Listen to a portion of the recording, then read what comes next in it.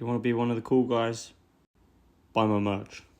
What's going on, everyone? UFC 323 this weekend. We have Dvalishvili defended his title against Peter Yan in a rematch. Before we get into the card breakdown, we have some sales going on at almightymerch.co. Black Friday sales, Cyber Monday sales, up to 50% off site-wide. The bundles are worth £120, are currently going for like £65. We've got new shirts, obviously. I'm wearing one of the new shirts. There's a different color one. I'm colorblind. I don't know what fucking color it is, but we've got it. Sign posters, international shipping, yeah, and some other stuff going on. So go over to the website, buy yourself some shit, and support the cause. I am the cause. First fight on the pay-per-view on the main card is Jan Blachowicz versus Bogdan Guskov. I just didn't want to mess his name up. I haven't seen too much of Bogdan, but you know, he fights low hands. He kind of like when he fought Krylov, he kind of baited him in, walked him into shots. I thought it was a bit risky. He had his hands low and he was sort of, you know, getting clipped. He had his lead hand low. Right hand sat real low and he kind of walked back.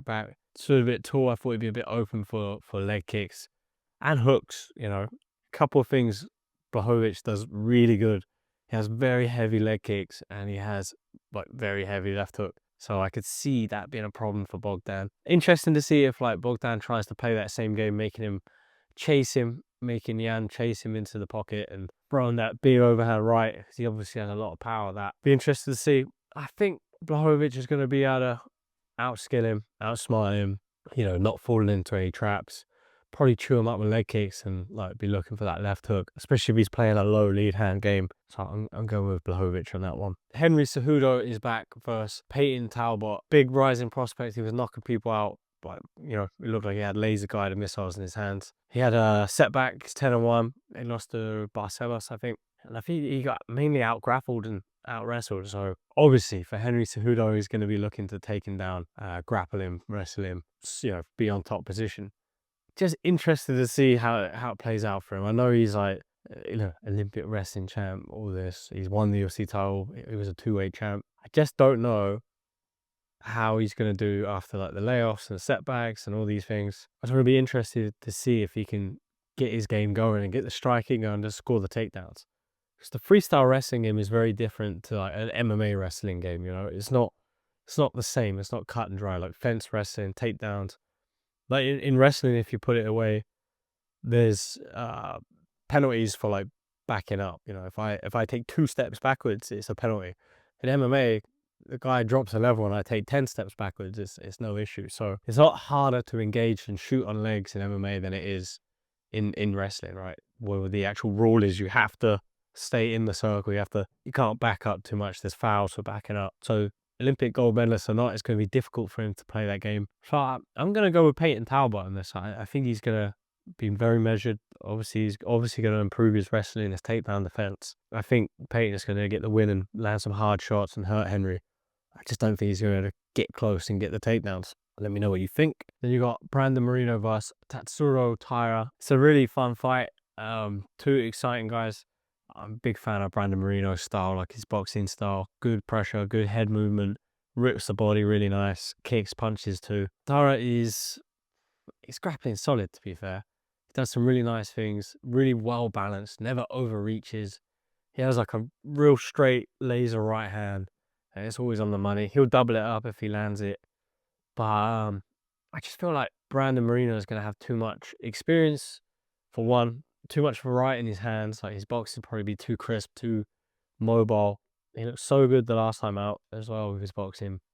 You know, he rips the body, cuts angles, he's pressuring all the time. Good head movement. He's in the pocket, like, you know, he's just not there to be hit. Taira is very well balanced, never gets overreached. He never like falls away from his feet or anything, but maybe being too orthodox against Brandon Moreno will cost him. So I'm going with Moreno in this fight. And then the flyweight title, we have Pantoja is fighting Joshua Van, like a real young prospect. He looks great. He's got some huge wins, took some risks. Exciting guy to watch as well. You know, solid boxing. Kind of the same as well. Like always well balanced. Gets into fun scrambles and stuff. Good heavy hands. And like he's young, but he's like really disciplined. He's not reckless. You know, he gets into like good fights, but he's not gonna make stupid mistakes like most younger fighters would with this opportunity. I feel like he's going to be cool, calm, collected, but I feel Pantoja's like wildness, his frantic pace, you know, he creates these crazy scrambles where he gets to your back and like messes you up from there. So good at like breaking a rhythm. He looks gassed from like the first bell, Pantoja, but he fights at an insane pace. Comes out at like 100 mile an hour, puts the pressure on. I think that'll cause some problems for Van, especially being less experienced. I know I said he's very like well disciplined, well schooled, but it's gonna fluster. He's gonna run out. He's gonna be in your face, like, you know, head pressure, heavy pressure, grabbing legs, unorthodox boxing. He's not the most like cleanest striker. Sometimes still like a clean striker is quite easy because everything is as you expect. It's 1-1-2. There's like a rhythm. With him, it's just like he's there and he wants to fight. But I think Pantoja is gonna get the win there. I think he's gonna probably cause some chaos, take some shots like he always does, and work his way, get to the back, and probably work for a finish. That's how I see it going. And then in the main event, you have the 135, the bantamweight champ, Dvalishvili, fighting Peter Yan in a rematch. It's just really hard to see anything but Merab winning again. He's just been on such a tear. His 4th fight this year as the champion, which is crazy for a champion to be that active. He just like turnaround after turnaround. And it's so good for the division because other guys that are maybe a bit further down the rankings, like 8, 6, 7, you know, like, they're starting to get a look in because he's fought the guys at the top. You know, he's beat them twice now at this point. Now, if he beats PEN, it's like, who's he going to rematch? Is he going to rematch Umar? Is he going to rematch someone else? If they want a fresh contender, they have to go further down the rankings. So it's great for people in the division. PEN obviously caused some problems. I think that he fights, it's weird, he fights flat-footed, but his hips are so fast, his sprawls are so quick.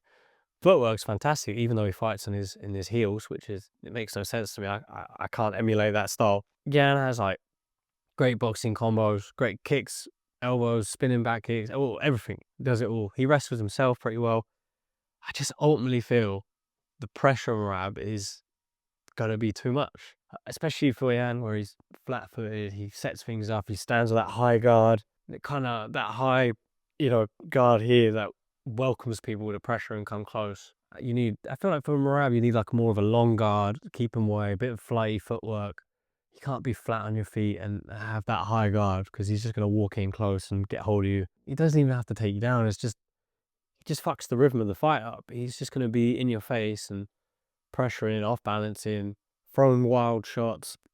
And the crazy thing is with him, he's been so active. He looks like he's improving, you know, he's making improvements still. And I watch the stuff he does. I've seen him training and he trains like a madman. He always does crazy things. He has some old school methods, but I think he just loves fighting him. He looks like he's having fun. Even every time you see him, he's injured, he's fucked up, but he doesn't give a shit. He's going to fight and he's going to come out and try and win. So I think Merab's going to defend the title. Let me know in the comments what you think, who you think is going to win. Let me know if you think I'm an idiot and I don't know shit. That'd be nice. Please like, follow, subscribe, share it to your friends, give it a thumbs up, I don't know, anything. But yeah, thanks for watching and we should have some news very, very soon.